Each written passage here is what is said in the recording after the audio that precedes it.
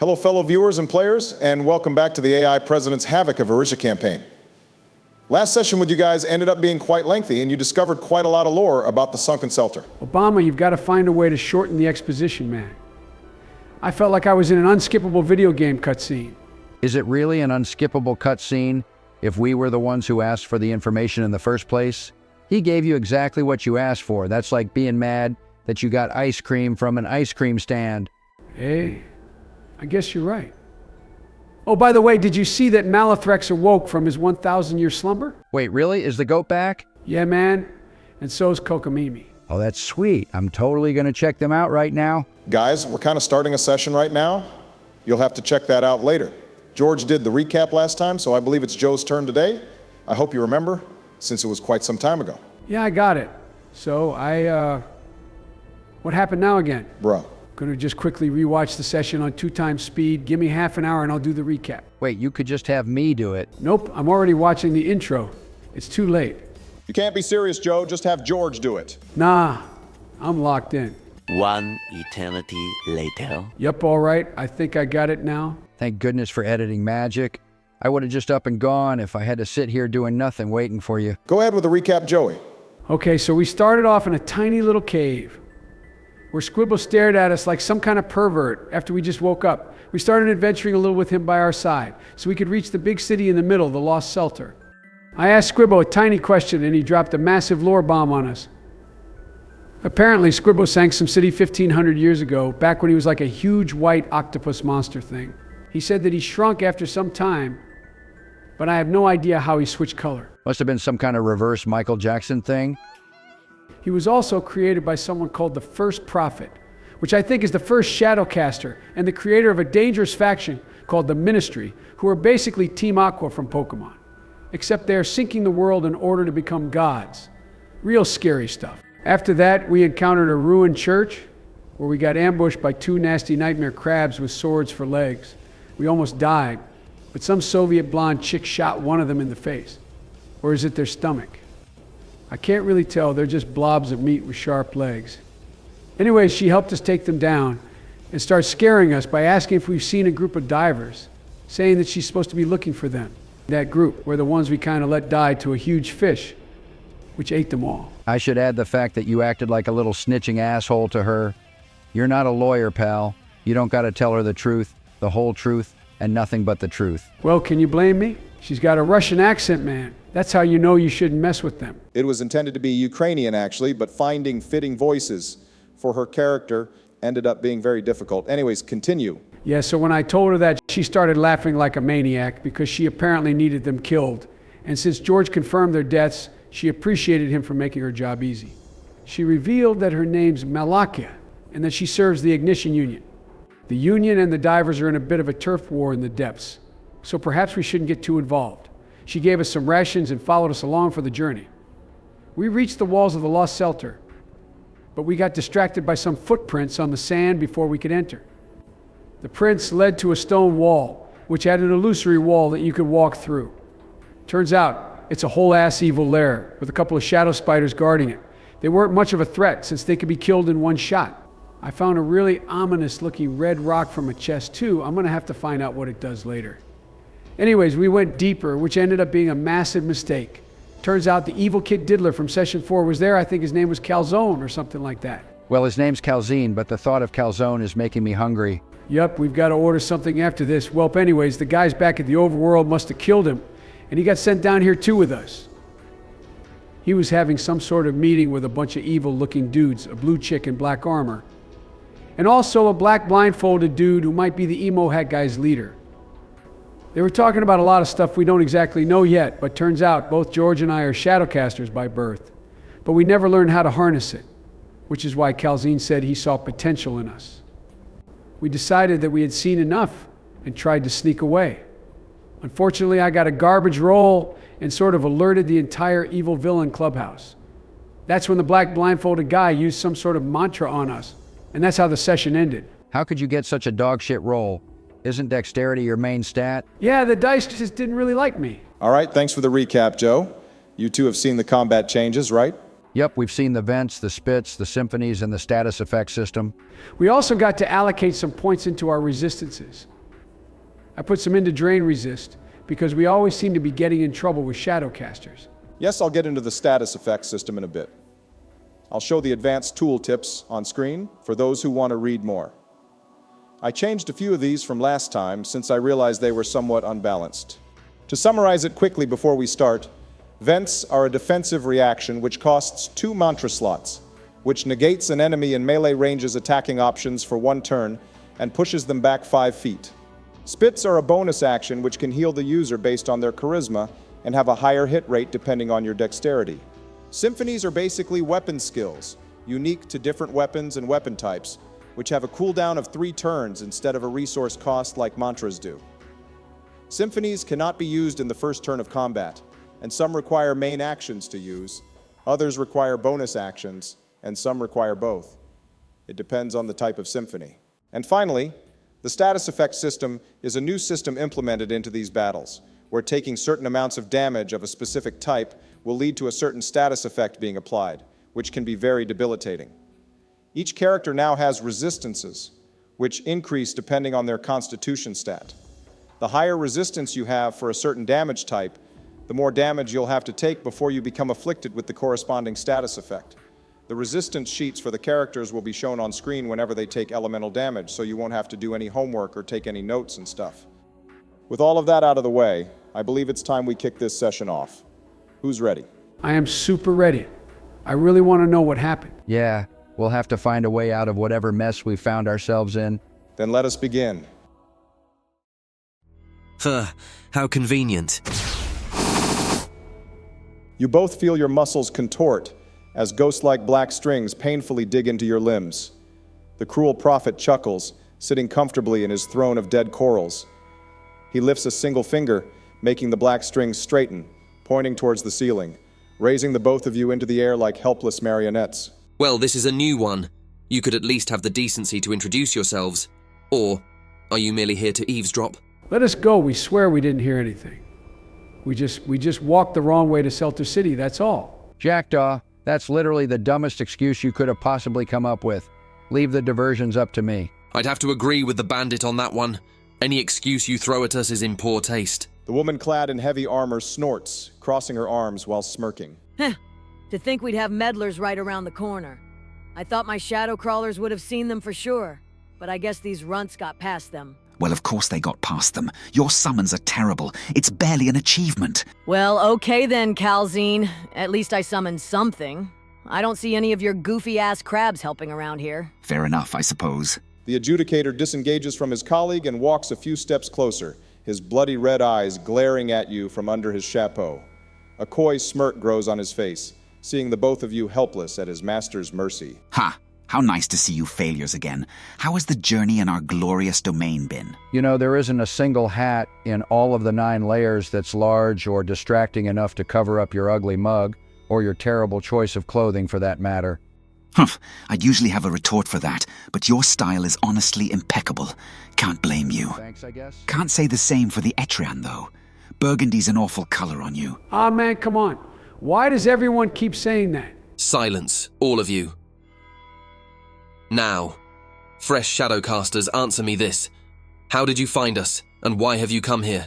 Surely you've not come to join our glorious faction. No, we just happened to find strange footsteps leading to a sheer wall, and we decided to investigate. Huh? Footsteps? Calzine, you cretinous bastard! You led them right to us! Well, I've lured them to us, did I not? Just as the Lord Regent asked. I'm merely a few steps ahead in my machinations. A master strategist, if you will. My genius truly knows no bounds. Genius my ass. I doubt that was your intention when you sloppily revealed our hideout to the entirety of Seltor. Nevertheless, things seem to be going more smoothly than expected. And besides, there's only 2 witnesses. Either they live and join us, or they'll die in horrific agony. Out of character for a second here. 2 witnesses? Did they not catch Malakia? Jackdaw. You turn your head slightly to the right. In the corner of your eye, you can see her pressed against the wall, cowering out of sight. It appears the Lord only sensed the 2 of you when casting the mantra.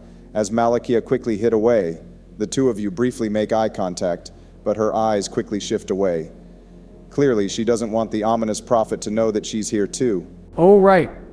Shadowcasters must be able to sense other shadowcasters. That's how Kalzim knew we had it in our heritage. The prophet's finger moves slightly, and the black strings binding you strengthen, increasing the pain. What say you, misbegotten casters of the night? Will you join us? Or will you surrender your lives to the prophets of the gods? Depends. What's the contract like? What the heck, Gary? I'll whisper to Jackdaw. Shut your trap. I'm buying us some time. Find us a way out with your perception. A quick stealth roll on that. A solid 17 on that. Your whisperings evade their ears. The prophet actually seems a bit taken aback by your question. It appears he wasn't expecting you to actually want to join, much less ask for details. The same goes for the two others, who seem to be genuinely surprised. Huh. That's a new one. Gervasius and Jackdaw, my fellow comrades. You could have asked to join back at Erisia. We could have avoided that whole bout. We had a change of heart, you know? Okay. Whilst Gary's talking to them, I'd like to make a perception check to find us a way out of this. Dang it. A 7. You shuffle around discreetly, trying to get a better view of things, but to no avail. The prophet sees you wriggling, but doesn't even bother to turn his head. He clenches his fist, effortlessly tightening your bind. The dark strings hoisting you into the air seem impossible to cut or slice, meaning you'll have to find a different way out. So you're interested in joining then? Well, first, you'd need to sever your connections to all of your family, friends, that aren't work-related, and possible factions. After that, you will dedicate yourself in servitude of the prophets and the superior drowned gods. Yeah, that's cool and all, but do we get paid sick leave? It's not necessary. We have plenty of alchemists and surgeons within our ranks who can treat any illness that could be inflicted upon your mortal flesh. What about salary in general? Do we get paid by the hour or? You won't be getting paid at all. Oh, bummer. Sucks, doesn't it? Is the healthcare at least free? Well, of course, we're not monsters. Okay, Obama. I'd like to roll for perception once again. I want to see if I could somehow cast a mantra, or vent, or use anything magical to escape. That's a 14 this time. Yes, you are able to vent. However, it would be unwise. Venting would draw a lot of attention, and the prophet would probably immediately catch you again with his mantra. You would need something to block his line of sight, or a distraction of some kind. Ah, darn, I guess it's not so easy. So, Bandit, any more questions you need answered?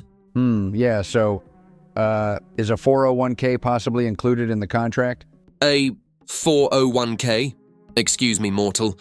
Would you mind telling me what that is? Retirement and stuff. Well, no. You'll be serving us for most of your natural and unnatural lifespan. No pension for the wicked. All right, I'd like to do another perception check now. Not yet. Not enough time has passed since the last question. Dang it. Gary, ask another question. So, is that all? Wait, one more thing. The Lord Prophet sighs deeply in annoyance and in disbelief, putting his fingers to his nasal bridge. What more could you possibly ask for? What about maternity leave? Oh my God. Roll a deception check for that ridiculous question. Here goes nothing. Well, goddamn, that's a natural 20. Attaboy, Gary. The room turns awfully silent even more than before. The Lord Prophet's face changes from frustration to sheer confusion. His jaw drops, and the armor-clad woman's eye opens in shock and disgust. Pardon? The fuck kind of question is that? Hey, I think it's a pretty valid question. Okay, but he's a dude. Why would he ever need maternity leave? Come on, Pax. It's 15-1. Don't be so judgmental. And to be fair, we barely know anything about chrysids. Perhaps the males are the ones who carry children. Like seahorses do. Well, he certainly doesn't look like a seahorse to me, but I get your point, Adjudicator. Chrysids are quite the enigmatic race. We might not know their true biology. In fact, I've never actually met another chrysid in my entire lifetime. Maybe we should take him in as a diversity hire. Great. Okay, now they're definitely distracted. Obama, I'd like to see if I could somehow whisper to Malakia and communicate a plan. Roll a stealth check with advantage since they're distracted. If it succeeds, roll a persuasion check to try to convince her. Alrighty, here we go. 21 on my stealth. All right, the stealth check definitely succeeds. Go ahead and start whispering the plan. I'll twist around and look at her, whispering her name to get her attention. The blonde Kenor discreetly stirs, with her back still figuratively plastered against the wall. Her azure eyes lock with yours. She doesn't respond vocally, but she's making it clear she's listening. I'll whisper to her as clear yet as quiet as I can muster. Listen, Malakia, I found out how to escape. We need to distract them and break their line of sight, and you're the only one who could do that without being killed. If you have anything in your back pocket, now's the time to use it. Roll persuasion. I hope a 12's enough. Malakia turns her head to the arguing ministry members, then to the exit, and then to you. She's evaluating the risk of the action, and it turns out it won't be in her favor. She looks at you once again, in an uncertain manner. Please. If you just keep hiding, they'll eventually find and kill you too. Think of everything that's led up to this moment. It's do or die. She closes her eyes and inhales sharply. As she exhales, her eyes open with newfound conviction. She nods in assuredness and makes a snapping gesture in silence, telling you that she'll be ready to unleash her distraction on your command. I'll give a quick thumbs up to Gervasius, letting him know that I've got it covered. Meanwhile, Pax and Calzin continue to argue, with their tired lord listening along out of sheer boredom. However, something appears to click within the prophet's head. In the midst of the argument between his two subordinates, the lord suddenly begins to crack up and laugh unashamedly. The verbal clash fizzles out as the two servants now stare at their lord with worry and dread. Me lord, sir? Enlightened prophet, what is making you cackle so? The prophet simply ignores the questions of his underlings and stares forwards, tilting his head like a wolf. A half-smile creeps onto his face. Gervasius, you can feel an intense shiver crawl down your spine as the Lord Prophet's attention is now laser-focused onto you. Ha! Ha! Chrysid, what might your name be? I might have heard it before, but it may have slipped from my memory. It's Gervasius Ixatok, Your Highness. Highness? Don't bother with that. Now, Ixatok, was it? Well done. You're a sly dog. You had me acting abstracted, monologuing even, huh? Take some pride in that. Although... His smile disappears completely, now turning into a blank poker face in the blink of an eye. I don't quite like being played for a fool. I can see it all now. You're not here to join our ranks. All these ridiculous questions for what? To buy you a few more miserable seconds to spend within this miserable mortal coil? Pitiful. For your punishment, I will grant you an agonizing death. You will feel your skin being peeled, your muscle fibers snapping, and your bones being reduced to fragments, all in excruciating awareness. I will grant this death to your compatriot as well, Mr. Ixatok. Huh. That's funny. You're not going to do anything to us. He turns his head to face Jackdaw with a slight look of antipathy on his face. Pax and Calzin do the same, wondering how you could even dare to disrespect their master like that. Oh, where'd this bravado come from? You were struggling like a pathetic worm but a moment ago. Perhaps I should rip out your foul tongue. Maybe that'd teach you some manners. Then do it, coward. I know you won't. Do you have any clue of who you were talking to right now? Can you even do anything except summon silly string? Are your legs for show? Or are you just so fat and lazy that you can't move out of that little chair of yours? For the first time, the prophet turns visibly angry, his nostrils flaring up as his hands begin to shake with rage. I am going to make you wish you were never born. Your demise will be but a mere distant, forgiving dream. There will not be a single moment left in your life where you are not feeling unceasing agony. Sounds fun? When do we start? I'll flip him off with one hand and snap with the other. From behind the wall, a flurry of 3 incendiary grenades are thrown into the meeting room, detonating mid-air into a huge explosive storm. What in Yunshaw's no— Scorching black smoke fills their room, and the prophet has no time to react. Malakia jumps out into the fray with her arms wide, channeling a mantra. Rah! Metal rampart! She brings her hands together into a tight clasp, and the entryway into the meeting room is suddenly shut from both sides, as a 10-inch thick wall of rough iron ore and stone seals the sinister shadowcasters inside of their own chambers. The bind on Gervasius and Jackdaw is released, and you both fall onto the floor with a thud. That's insane. What kind of attunement is that? There's no time to explain, Comrade Snake. Grab your blade and move out. That wall won't last for long. Right? Let's go. Don't you dare trip, Jackdaw. Dirty tactics. I've smoke in my eyes. Lord Prophet, are you hurt? Of course not. but I fear they might have escaped my effective range. I can't move from the coral throne either, or it would cancel the mantra I've been channeling for months now. Huh? Damn it all, they've sealed us in here. Oh, it appears their attack was more planned out than I had initially thought. Very well then. Pax, break us out, will you? Both of you are to chase them, and when you track those dogs down, kill them on the spot. It Shall be done, my lord. Good. Leave no witnesses. If they somehow manage to escape, contact me immediately. Don't worry. They won't be able to outrun me. Damn, this is a long-ass hallway. What use do they even have for this? Save your breath, Snake Man.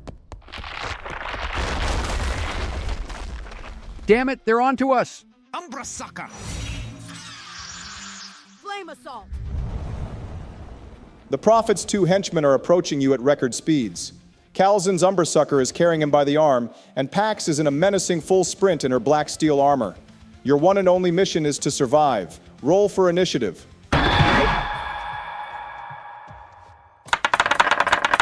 I rolled an 11. Nice, I got a 17. Malakia rolled a 16, Calzin rolled a 12, and Pax got a 6. The turn order will go. Gervasius, Malakia, Calzin, Jackdaw, and finally Pax. Wait a second. Obama, what happened to my armor? Oh, right. I checked through your character sheet, and apparently your character is supposed to be using a shield, which would give you +2 AC. Obviously, you can't be using a shield since you have a 2-handed weapon, so I removed 2 armor score from your character. Ah, dang it. Rest in peace, tanky Jackdaw. I mean, it also says you're wearing heavy armor, which you clearly aren't either. Logically, I should drop your AC even further, but I'm going to be nice and keep it at 16. Wait, it took you that long to finally take a look at his character sheet? The one which you made specifically for him? Yeah, so, back when I started this series, I didn't really know how to make actual character sheets, so I used a generator for everything and took all stats at face value without reading.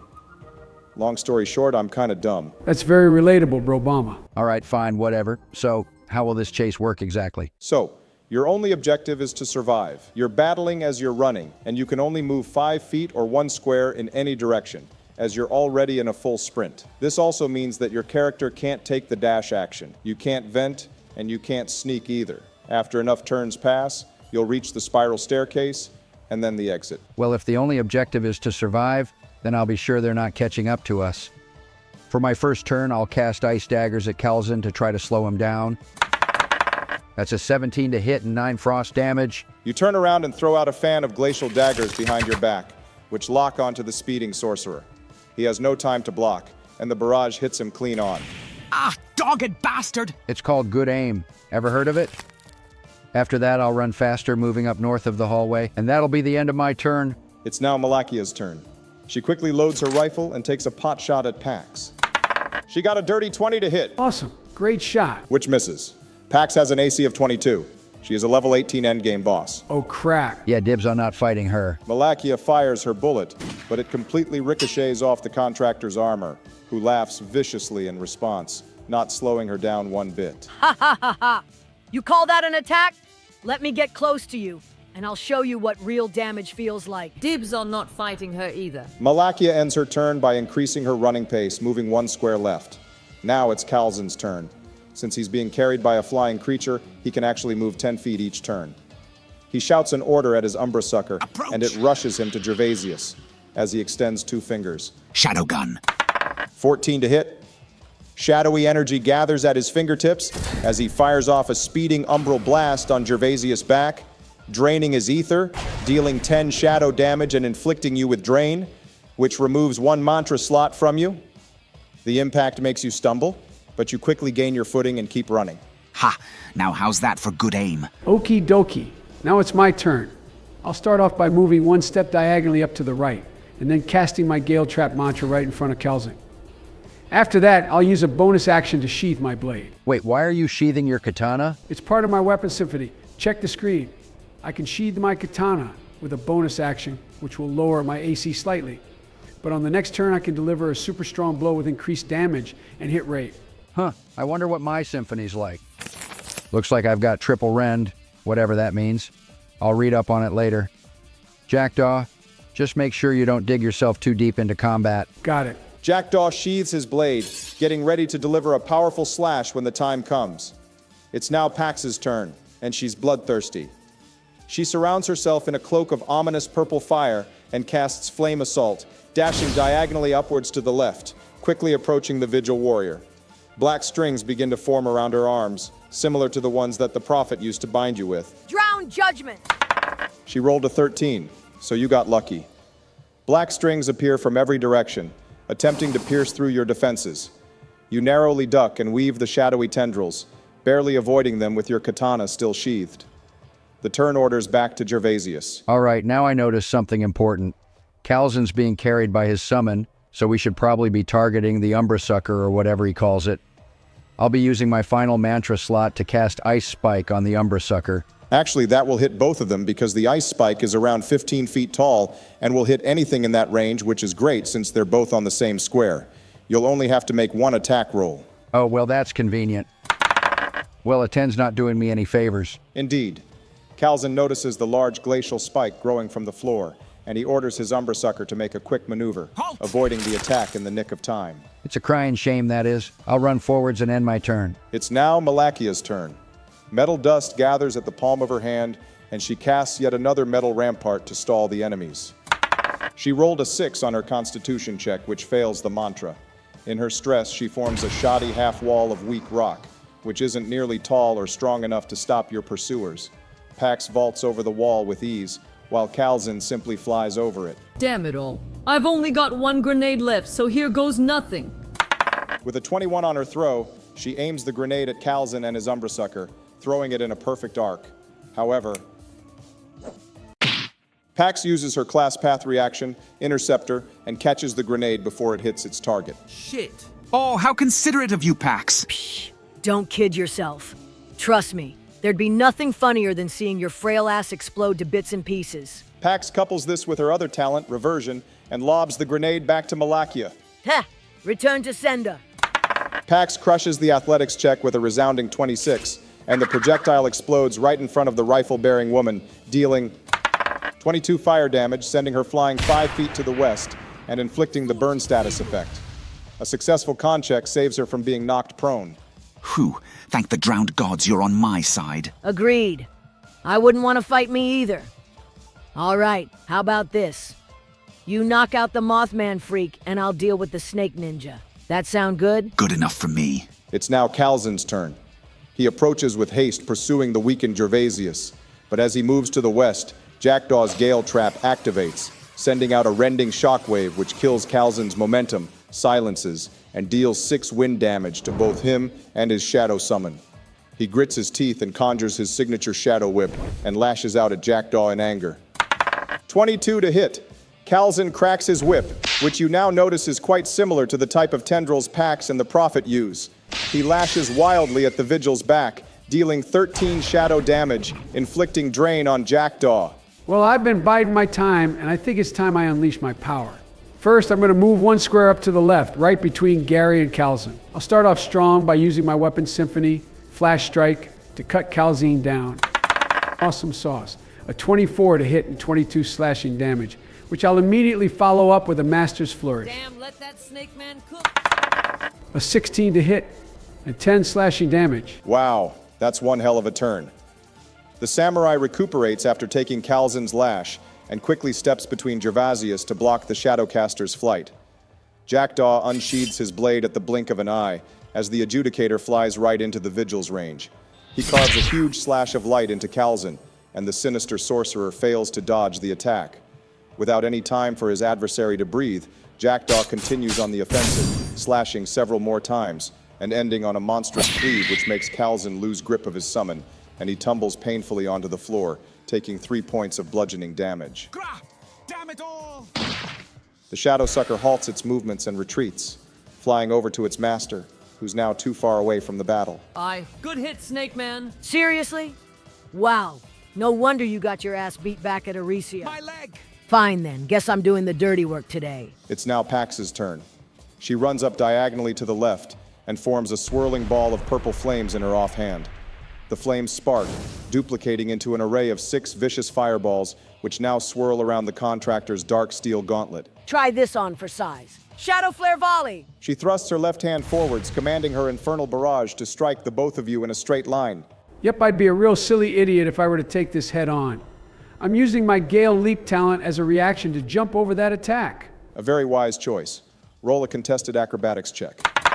I got a 9, dang, that's not good. Pax rolled a 5, so you're in the clear.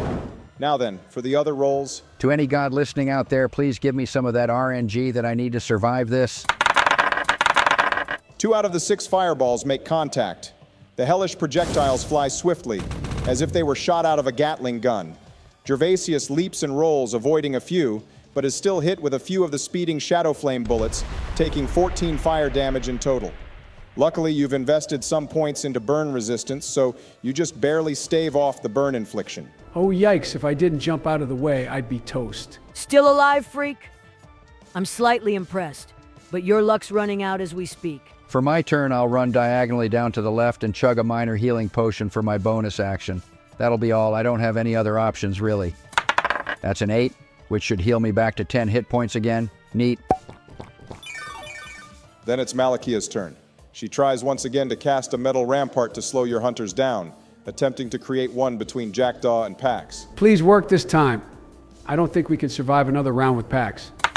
Her constitution check succeeds, and a 15 feet wide rugged wall of stone and ore forms from the north, blocking Pax from running straight ahead as she runs headfirst into the wall, crashing. Because of the logic of this fight, her turn is skipped, as you're all in a full sprint, which leaves her behind and out of the fight. Also, Malakia takes 2 points of fire damage from the burn status effect. You finally come close to the spiral staircase, presenting itself as your only way out of certain doom. But as you come closer, the situation turns dire. 3 men show themselves walking down from the stairs, but they're clearly not working for the ministry. 2 of the assailants wear iron armor with blue cloth, which you recognize instantly as apprentice divers. They walk wearily with shaking boots, holding their weapons close to themselves. The last man walks with swagger and attitude, wearing black plate armor with a trench coat on top. Remembering your stories from Malakia, this must be one of the infamous black divers. He appears to be an Atrean, just like Jackdaw. His hair's light blue, combed backwards, and his eyes are a piercing yellow. Along with this, he sports a small jet black chime at his hip, a resonance of sorts. He appears to be chattering to his underlings, who are reconsidering delving deeper. Well, we're going too far, leader. We need to go back up before it gets dangerous. We still haven't started on our mission. If what you're saying's true and the ministry could be here, we'd be toast. Heh! The mission's not our concern. It'll be someone else's job. A hidden ministry base like this could be the chance of a lifetime. I'm here for the treasure, and you fools are following me whether you like it or not. Leader, we already checked the storage room and it was completely ransacked. What if there's people here already? I'm not staying for one more second. Not one more. This cowardly cowardice is completely unacceptable behavior. I am your gracious and most humble superior, and you will follow my orders. Now, where are they hiding the loot? Ah, shit. We're gonna die here, aren't we? Man, we should have never walked into that dang cave. Just then, the 3 men spot your group, dashing towards them. The black diver immediately glares at your comrade, Malakia, who's in a rival faction. He jumps down the final portion of the staircase, landing perfectly, as his unwilling allies scutter down carefully, with fear in their eyes. Ha! Ho! I never thought I'd see ignition filth in the Shadowcaster's own lair. Tell me, O wretched lady of the night, what is your name, so that I may spit on your grave? Malakia wastes no time with the banter, still running at full speed towards the staircase. Move! Now! But the diver leader holds his ground, forcing you all to stop running as he blocks the way to the staircase. Far behind you, you hear the flapping of wings. Calzin and his Umbra Sucker are on their way from the corridor, and he's approaching rapidly. Oh, come on, please move out of the way. But the leader ignores your pleas and simply drones on, making dramatic poses as he speaks. Aha! I see it all now.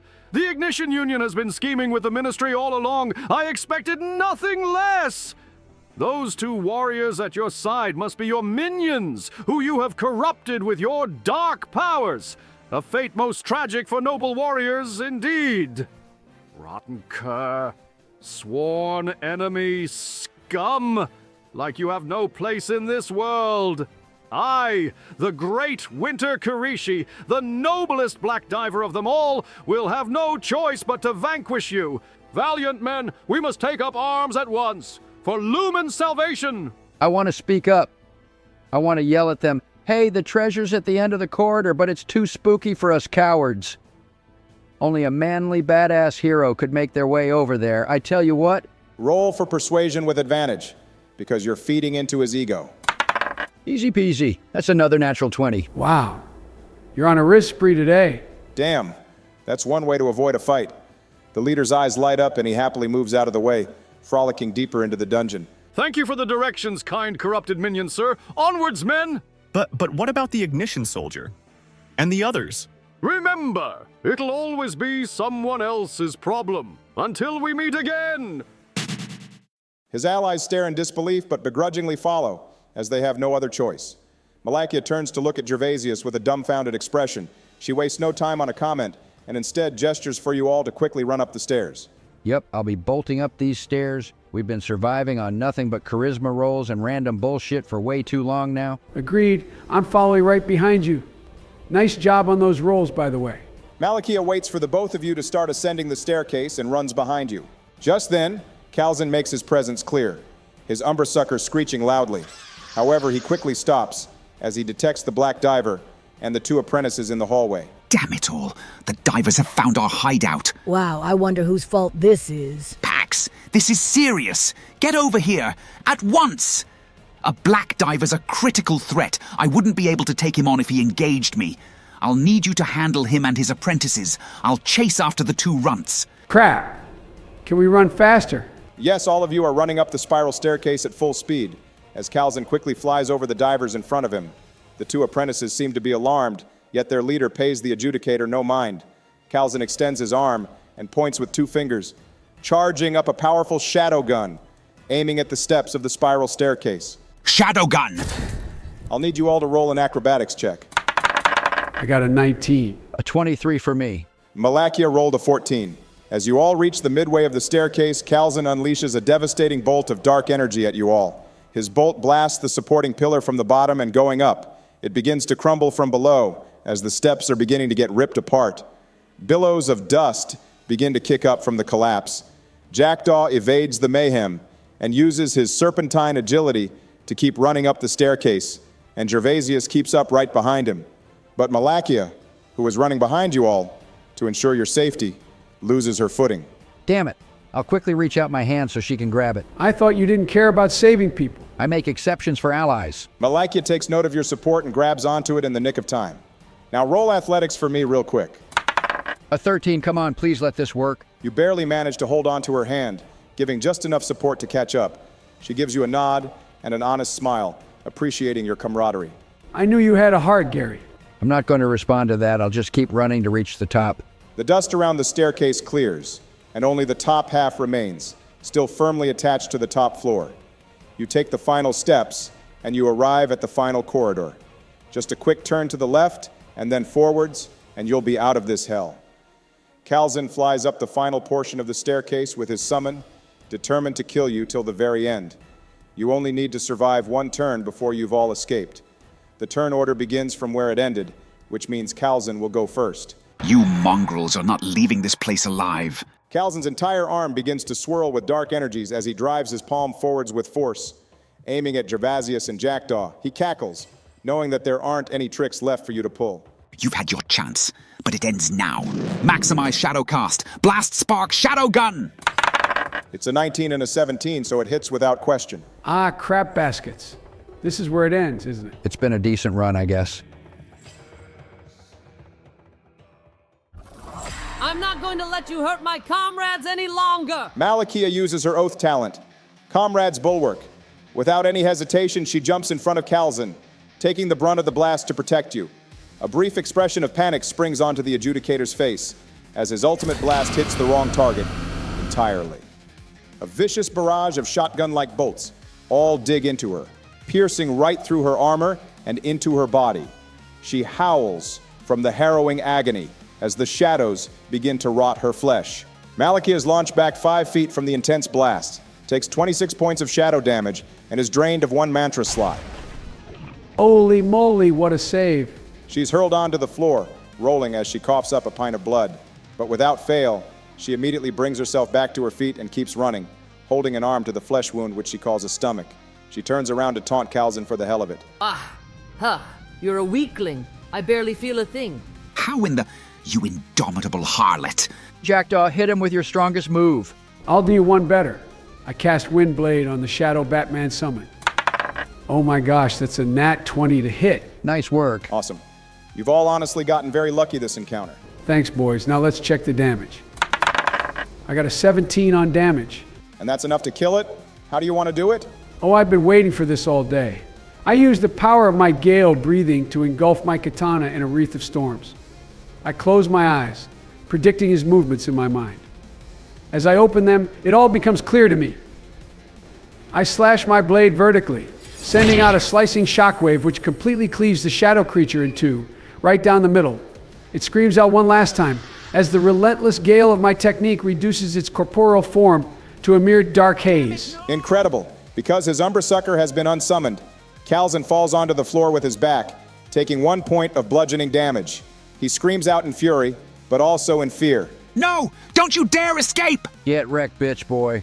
I choose to hold my turn in case he tries anything funny. And so will Malakia. You finally reach the end of the tunnel, running up a final small staircase as the faint light of the depths finally reaches your faces. You're all once again reminded of the constant stench of algae and salt from the outside. Malakia turns around, tired yet determined, and uses all of her strength to cast a final metal rampart, which closes the cliff face which once had an illusory wall, with a solid barricade of iron ore and scoriae.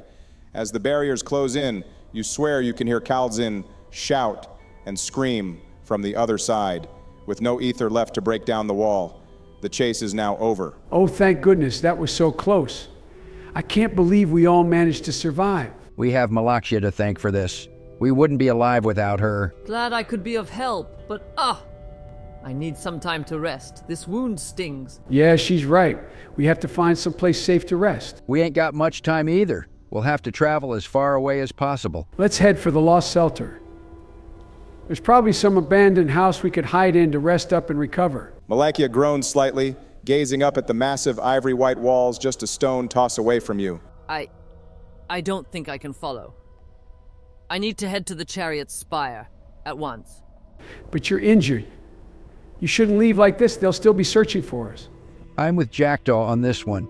You should at least rest before leaving. A tired smile grows on the ignition soldier's face. Listen, I know I'll make it back alive. I can promise you that. But in the end, this is your fight to escape, not mine. Because once they're done with the Black Diver, they'll be out for you, but not for me. I know you can make it without me, because you are braver than most. Gervasius and Snakeman, before I depart, I want you to have this. From the inside of her jacket, she brings out a folded metal frame, flattened, with a thin cloth draped over it. A faint light shines from the inside, barely visible. She holds it out with her arms stretched, allowing you to take it from her. I'll grab it and inspect it. Thank you, but what is this thing exactly? It's a worm warder lantern. If you fold it out and smash it together, it will produce a heat wave and a brilliant flash.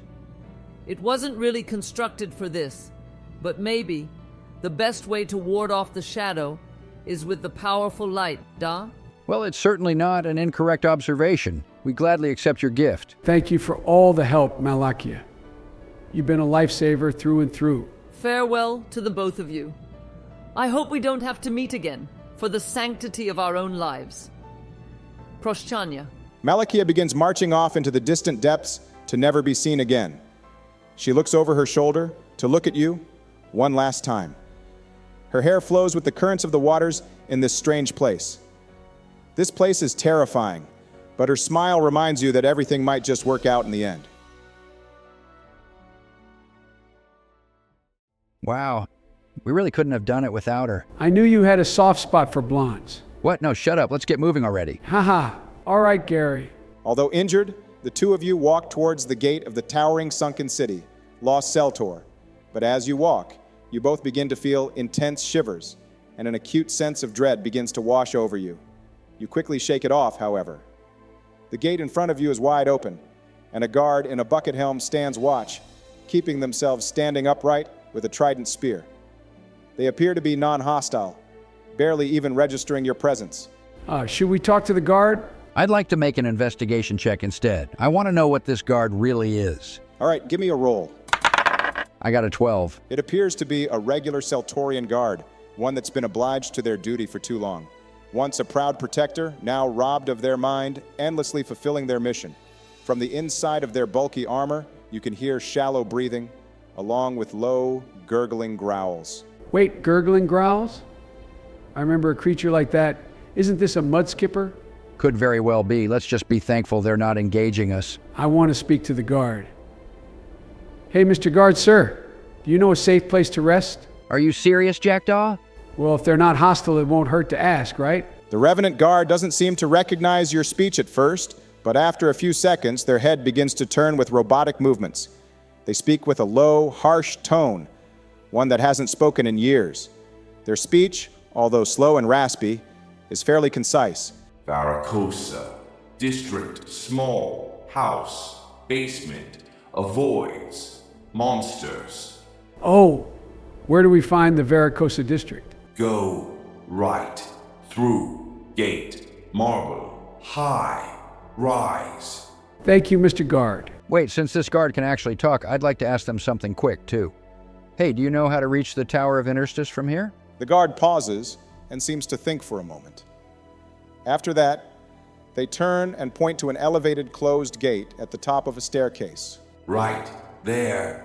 Must ring 2 bells to enter. 2 bells? Do you mean like tower bells? Yes, sorry. Can't speak. More. Lungs. Might. Collapse. Well, that's all we needed to hear.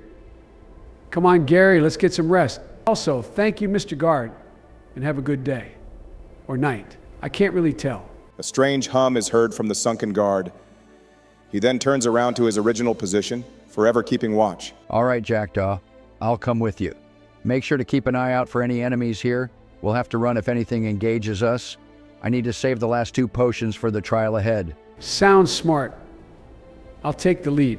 And so the two of you wander through the desolated city of Lost Seltor, seeking shelter. The abandoned streets of old are littered with decrepit junk, rotting wagons and rubble from buildings, now decaying. Seagrass and withering corals grow out of the small cracks of the brick roads as the feeling of unease begins to swell further. You are not alone here, and that is for certain. Jackdaw, you seeing anything? No. Just a bunch of buildings. Huh. All right. Hey, do you think we could learn to harness our shadow cast somehow? How? No one's taught us. I don't think we'll ever learn unless we join those freaks at the Ministry, especially not if we need to do what Calzin did. What did he do? I know that Feliner girl was really scared of him. Well, one day I was walking through the encampment and I began hearing strange cries from below. Apparently, he had taken some random kid prisoner, doing really strange and fucked up experiments on her, basically just torture. One day, he took her out of her cell and paraded her into the middle of the encampment, beating her senseless in front of everyone. It made me sick to my stomach, so much so that I opened the door to her cell and let her escape into the night. Shadowcasters enhance their capabilities by inflicting misery onto others, and that's not something I'd want at all. I may be a scheming bandit, but I'm not a monster like him. Oh, that's horrible. There has to be a better way, right? I don't know for certain, but you're welcome to try. The two of you continue, following the pathways and walking through an opened gate, allowing passage through the enormous defensive walls of this city. In the distance of the district, you begin to see tall buildings on a large raised platform, towering above all else, made out of gorgeous white stone. Their splendor is still preserved to this very day, even after 1,500 years. So this has got to be the high rise that Guard talked about. What did they say now again? A small house with a basement? Yeah, somewhere in the high rise, I think. How do we reach it, though? On your left side, there is a large staircase curving to the right, wrought from the same type of stone as the other buildings in the high rise. Many steps have been shattered, but it's still usable. On the top of the staircase, you see a small house with a rounded brick roof. Oh, neat. Looks like I found it over here. Follow me. Good. The second we're done resting, we can finally prepare to escape. The two of you begin walking up the staircase, feeling the steps rock slightly with each step you take. However, something unusual seems to approach the district. Wait, what was that? Jackdaw, you slowly turn around to find a massive, skinny, jet-black creature climbing on one of the rooftops behind you. Its face resembles that of a closed flower bud. The creature's joints pop and crackle with every movement as it stretches its delicate neck. The petals on its face open up, and a blinding spotlight begins to beam down from its face. It begins to scan the district, illuminating everything with its bright light. You instantly recognize this creature as a watcher, one that you've unfortunately had an encounter with before back at the Temple of Forgotten Flame in Erisia. What the fuck even is that thing? Hide, Gary. Don't let it spot you. They can summon angels to attack you. Let's make a run for the house now. You both begin to sprint up the staircase to the high-rise, silently praying that the horrific creature doesn't spot you. Its face now begins to scan the roads, and the spotlight now begins to move in your direction at worrying speeds. I'll need the both of you to make a stealth saving throw. I got an 18. A 14 for me. I got skimped on the roll. As the two of you sprint up the staircase, the spotlight begins to trail behind you. Jackdaw manages to escape into the shadows of the high-rise, avoiding the Watcher's gaze, if barely. Gervasius follows suit, but the Watcher's beam manages to just barely detect his shoe before making his escape. An ominous, muffled scream is heard from the abyssal creature. The petals peel back completely, and a lesser angel, carrying a black spear and cloaked in a heavenly brilliance, emerges from its face, flying towards you with wings of light. You've come to the top of the staircase, but judging by its speed, the angel will engage you before you reach safety. Dang, that's not good. They're super strong. Damn it. Jackdaw, do you have anything to stop it? I'm out of mantra slots right now. Don't worry, I got you covered. I'll cast a gale trap right behind where Gervasius is. A very smart choice. The lesser angel jets towards the two of you, lunging with its spear. However, Jackdaw's quick thinking got the better of it. As it flies, a sudden surge of wind from below launches the angel's flight out of order. As it tumbles around mid-air, allowing the two of you to enter the house, you rush to open the door, which swings open. Get in, quick. You don't gotta tell me twice. Ugh, damn it all. Please, don't kill me. I'll do anything. I'll join your side. We could become the strongest dynamic duo in all of history. Hey, quick question. Have you ever been to the second layer before? No? Great, because you're about to go there. Dumbass. Hey, Pax. Sup, Calzone? Did you get him? No. They sliced my umbra sucker and sealed the wall to the outside. Huh? You could have just broken it down with some mantras, like that Shadebringer thing you've got. Already used all my ether on a maximize move, which didn't kill anyone. Oh, wow. That is very pathetic. I feel slightly sorry for you. Shut it. You wouldn't do any better. Yes, I would. But unfortunately, I needed to clean your damn mess up. Guy was pretty strong too, actually. Heh. Funny thing is, his apprentices cheered me on.